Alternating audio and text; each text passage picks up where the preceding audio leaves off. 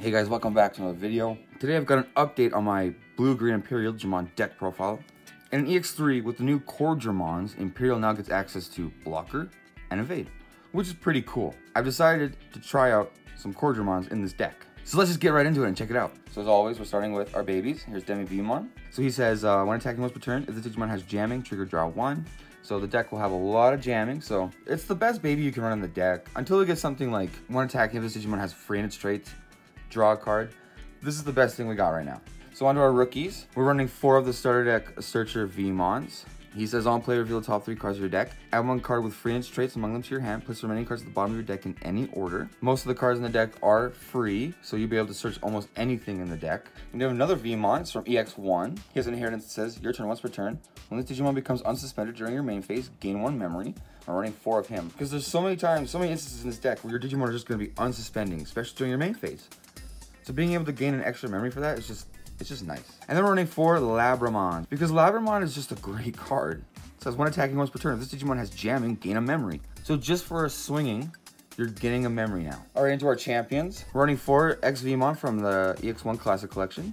He has jamming, and he has a nice inheritance that says, your turn, while this Digimon has Imperialdramon in its name or free in its traits, it gains jamming. So, you know, all your Pilodramons, your Dinobemons, and Imperialdramons will all get jamming from this guy. It's a very, very powerful and important piece to your stacks. You want to make sure you have this guy in your stack so you can give your Imperialdramon jamming. And next we have 4 Stingmons from the starter deck. Stingmon's is really great. He costs 4, but he also has an effect that says, when you would play this card from your hand, if you have a blue Digimon in play, reduce the play cost by 3. So he just costs 3 to play. And his inheritance says, when attacking, if you have a blue Digimon in play, draw 1. And that's not once per turn. So you can keep drawing as long as you can keep attacking. That's a really good card. Being able to play Stingmon for 3 memory and just get your Pilodramons out really fast. Stingmon's a really important card for the deck. Very important role. So next we have Core Dramon from EX3. So he has Blocker, and he has an inheritance that says all turns, while this Digimon has Dramon or Xmon in its name, it gains Blocker. So with this guy, your Imperialdramons, your Pilodramons, they all gain Blocker because they all have Dramon in their name. So sometimes being able to give your stack Blocker is just really nice. Also, just having a blocker in general is just really nice to have sometimes. A 5-cost blocker can be really, really handy. And he has 6k DP, so you know, he's the new wave of blockers. Being able to give your Imperialdramon blocker can be pretty useful, especially when you do unsuspend pretty often and you could just attack and unsuspend him and then just have a blocker for the next turn. So we're just gonna run 2 of him. You definitely could swap these out for anything else, but I like the idea and I've been having fun with him. So next we're running 1 Magnadramon. So he can Digivolve for 3 onto any Vmon. He has Blocker and Armor Purge, and then when Digivolving, unsuspend this Digimon, and it gets plus 2000 DP until the end of your opponent's turn for each card with Armor Form in its traits in your trash. So I feel like Magnamon is definitely more valuable at 2, but I currently only have 1, so I can only run 1 right now. But Magnamon is just really powerful. Being able to Digivolve into a Vmon, unsuspend him if you have to, and have a blocker out, it's just really powerful. And then Armor Purge. You can potentially save your Vmon to use that to help build your stack into Imperialdramon the next turn or whatever. Yeah, Magnamon I think is a really powerful card and fits really well in the deck. He even has free, so he's searchable in the deck as well. Yeah, if I had 2, I'd probably run 2 of him. And then 1 Lobomon, because Lobomon for game is just too powerful. Being able to Digivolve into one of your Tamers and just swing for game. OP. So yeah, 1 Lobomon, because that's really all you need. Alright, level 5s. We have 2 Dinobemons. So he costs a green and a blue level 4 to DNA Digivolve. He says when Digivolving, suspend one of your opponent's Digimon. And then when DNA Digivolving, that Digimon doesn't unsuspend during your opponent's next unsuspend phase. He has an all turns inheritance that says that Digimon gets plus 1000 DP for each of its colors. So Dinobemon can be pretty handy. Being able to suspend an opponent's Digimon, basically stunning them for a turn, is very useful. And then being able to buff your Imperial for basically 2k DP is really handy. And the reason I'm choosing Dinobe over like Chimeramon is, in my playtesting, Chimeramon barely comes up. And more often than not, if I don't have Pilodramon, I'd rather have something that can stun an opponent. So yeah, we're running 2. 6 level 5s is better than 4. And our last level 5 is Pilodramon. We're running 4 of him, of course. He DNA Digivolves from a blue and a green. He says when Digivolving, when DNA Digivolving, return one of your opponent's Digimon with 6000 DP or less to the bottom of the owner's deck. And then when attacking once per turn, unsuspend this Digimon. So this is one of your main powerhouse attackers. Usually, like, say you promote XVmon to the battle area and swing with him with jamming and all that, get a free check-in. Then you play Stingmon for that 3 memory. Then you DNA Digivolve. He has jamming. You can swing again. You can swing twice now with jamming. And all those inheritances reset when you DNA Digivolve. It's just a lot of powerhouse in this deck. Lots of draw power. And generally you have jamming. And if you unsuspend, you're gaining memory. So it's a great card. being able to unsuspend during your main phase, powerful stuff. So on to our level 6s, we have Magnamon X Antibody. Now this definitely could be another Magnamon, but like I said, I only have one Magnamon, so I'm running an X Antibody because why not? So he costs 4 to Digivolve onto a Magnamon, or 3 to Digivolve onto a level 5. He says opponent's turn. When an opponent's Digimon attacks, if a card with armor form is in this Digimon's traits, or X Antibodies in this Digimon's Digivolution cards, you may switch the target of attack to this Digimon. Then all turns. When the Digimon will be deleted, you may place the top card of this Digimon on top of your security stack face down to prevent that deletion. So he basically has blocker while you have Magnamon or X Antibody under him. You can redirect any attack into him. And then he also basically has armor purge. Except instead of like just trashing this guy, you put him on top of your security stack, which can be super handy. He essentially gives you a recovery. But yeah, in order to get the second attack, you have to Digivolve onto a Magnamon, which, you know, it's very situational, and we're only running one Magnamon. So you definitely could swap this guy for another just regular Magnamon, but it is nice being able to basically recover. So yeah, we're just going to run one of him. So next we're running 2 Imperialdramon from the starter deck. Just a really great card. He says when Digivolving, you may play 1 level 4 or lower blue Digimon card, and or 1 level 4 lower green Digimon from the Digimon's Digivolution cards without paying their memory cost. He lets you set up for another Imperialdramon. You can Digivolve into him, play those 2 level 4s, and then go into another Imperialdramon, and just keep attacking. Deck's super aggressive. Also, if your stack has like Cordramons, you Digivolve into this guy and play a Cordramon for free and just get a blocker on board. You could also play Magnamon from him. You could play a Lobomon if you really wanted to. But the main purpose of this guy is to play 1 XVmon and 1 Stingmon from your stack so you can go into another Imperialdramon and just go for those crazy combos and those crazy swings. See, I'm only running 2 because I really feel like you only need 2. Next we have 2 Imperialdramon Fighter Modes from BT8. He can Digivolve into any Dragon mode for 2 memory. It's pretty handy. So he says when Digivolving, return one of your opponent's Digimon with 10,000 DP or less to its owner's hand. Really, really handy. Having a bounce effect in your Digimon, just Digivolving and bouncing something. It's powerful. Then he says when attacking once per turn. If a blue card is in his Digimon's Digivolution cards, unsuspend one of your Digimon. If a green Digimon is in his Digimon's Digivolution cards, suspend one of your opponent's Digimon. So he just lets you unsuspend himself, or unsuspend any Digimon you have, and you can suspend one of your opponent's Digimon. It's just really powerful. I mean, you're going to be Digivolving onto Imperialdramon, and Imperialdramon is green and blue. Just having this guy in your stack triggers the effect. So yeah, Fighter Mode's really good. We only need 2 in the deck. He's here to Digivolve onto your Imperialdramon after you've done those combos, so that you have an extension to your level 6 that basically is now a vanilla on the board. And now we have 1 level 7. It's Omnimon. It's Blitz Omnimon. So when Digivolving, Blitz. When Digivolving, unsuspend this Digimon, and all turns. If an effect would delete this Digimon or return it to the owner's hand or deck, you may prevent it from leaving play by trashing a level 6 Digimon in the Digimon's Digivolution cards. And usually when you do that, you're going to have these 2 in your stack, so you can do that effect twice. But yeah, generally when you're Digivolving into Omnimon Blitz, you're just blitzing for game. So at the end of the day, the all turns effect doesn't necessarily matter unless you're like hitting into security or something. 1 Blitz Omnimon, because it's really all you need. On to the Tamers. Earning 2 Davis from BT3. So he says start your turn. If you have 2 memory or less, set your memory to 3. So he's a memory tamer. But his on-play effect is why we play him. It says reveal the top 3 cards of your deck. Add 1 blue and 1 green Digimon card among them to your hand. Place the remaining cards at the bottom of your deck in any order. So you can search any Digimon with this tamer. And more often than not, you're going to be getting 2 Digimon from this guy. There's a huge variety of green and blue in the deck. It's one of the best tamers for blue and for green, but it's the best tamer for Imperialdramon right now. And I think you only need to run 2, because at the end of the day, he's just going to be there to set your memory back to 3. He has a one-time search, which is really helpful, but we have other searches in the deck as well. So it's nice to not have to rely on this guy to get your pieces, but when you do get him out, it feels so good. I think we only need to run 2 because like I said, at the end of the day, he is a powerful searcher, but he's really mostly here to set our memory to 3. So next we're running 3 Davis and Ken from BT8. This I feel like is more important to the deck only because of its abilities. So it's the start of your main phase. If you have blue Digimon in play, gain 1 memory. If you have a green Digimon in play, gain a memory. So you could potentially gain 2 memory from this card. But his next effect is what makes this card really, really nifty. So it says your turn.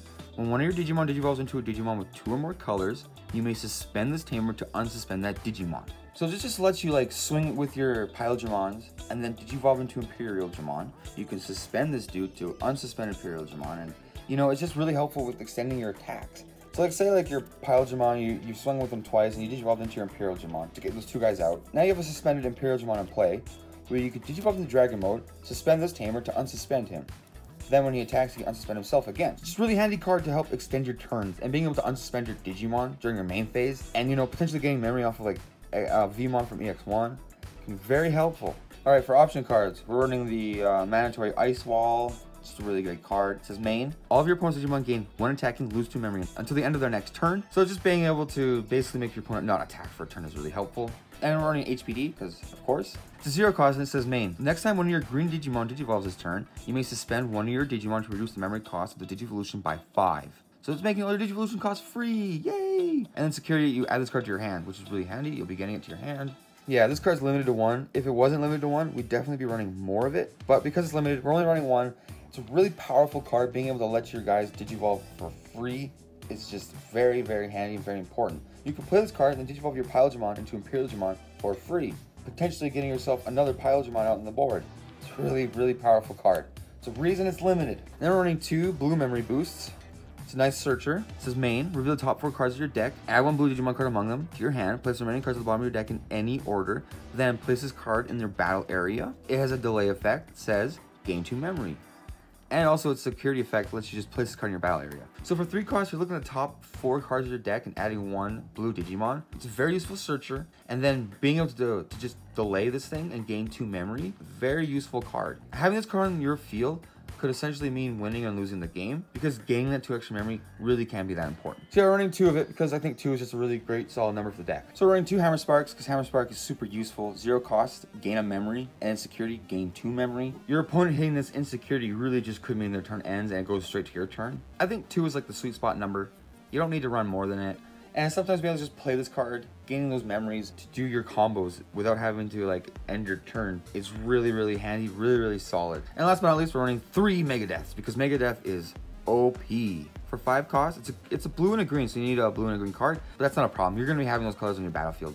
So it costs 5 to play. It says main, suspend one of your opponent's Digimon, then return one of your opponent's suspended Digimon to its owner's hand. And its security effect activates its main effect too. So just being able to suspend and balance anything in the game, super powerful. If your opponent hits this card in the security, then either they lose their other attacking Digimon that they might have on the board, or they just lose their attacker. This card does not have to suspend a Digimon to bounce anything. This card actually lets you suspend a Digimon, and then you can bounce a different suspended Digimon if you really wanted to. It's a really powerful, really versatile card. Usually what happens is your opponent swings into your security and reveals this card. Then you activate it by suspending their other Digimon that was going to attack, and then you bounce whichever one you want that's suspended. So 3, I think, is a really good number for the deck. You're going to be running into it, you're going to be able to use it, and you're going to be able to screw your opponent over with this card. So that's Imperialdramon. It's a really fun deck. It's my favorite deck in the game right now. I really love Imperialdramon. And it's so like, it's aggro, it can be defensive, and it's just so explosive. As long as you have 2 level 4s, as long as you have a green and a blue level 4 on the field, you can do your combos, and you can do some really crazy stuff with the deck. So I'll just show you the basic combo of the deck. Let's say you have...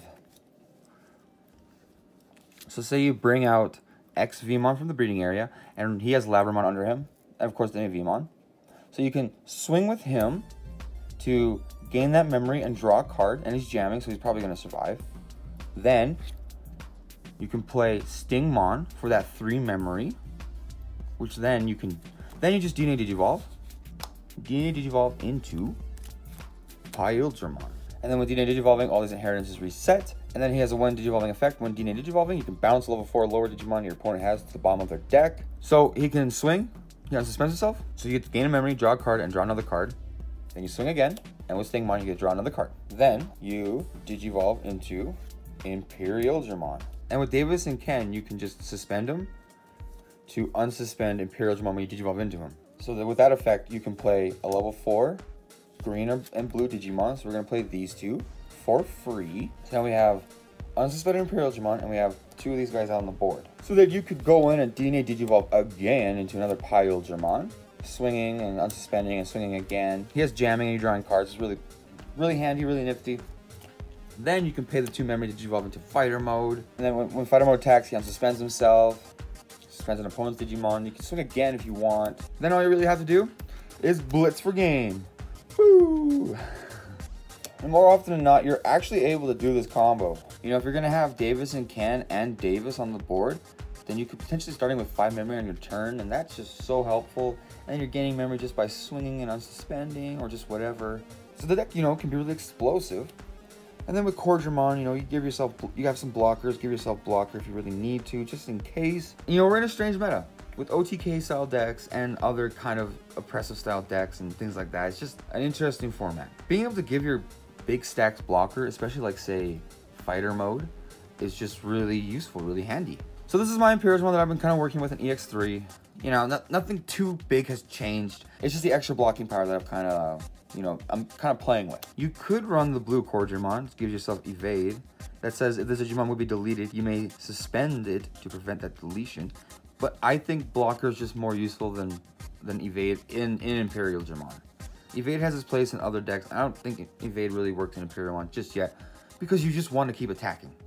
You don't necessarily want to sit there with an unsuspended Digimon, you just want to keep it swinging. So yeah, that's my Imperialdramon deck in EX3. Still toying around with it, but I think this is a pretty solid build for Imperialdramon. Having all that aggression and aggro, as well as having some more defensive options, I think it's just a really solid build for the deck. The only thing I change is maybe I change Magnamon X Antibody for just another Magnamon. But other than that, I think I'm pretty happy with the deck so far. So thanks for watching, guys. I really appreciate that you made it all the way to the end of the video. Subscribe so you don't miss on any of my uploads, and I'll catch you in the next one. Peace!